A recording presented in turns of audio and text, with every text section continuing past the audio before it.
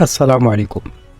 أكد رئيس هيئة الأركان الأمريكية المشتركة مارك ميلي قدرة الجيش الأمريكي على خوض حروب في أماكن مختلفة إذا دعت الحاجة لذلك، إلا أنه أشار إلى أنه من الصعب للغاية خوض حرب مع روسيا والصين بشكل متزامن.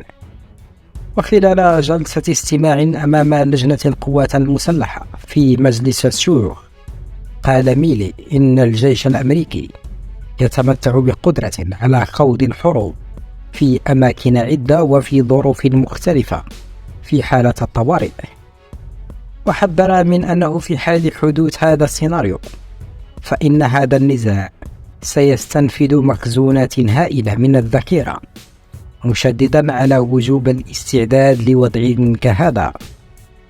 وأشار ميلي إلى أن الدرس الكبير المستفاد من أوكرانيا هو معدلات الاستهلاك الهائلة للذخائر التقليدية، فيما هو فعليا حرب إقليمية محدودة.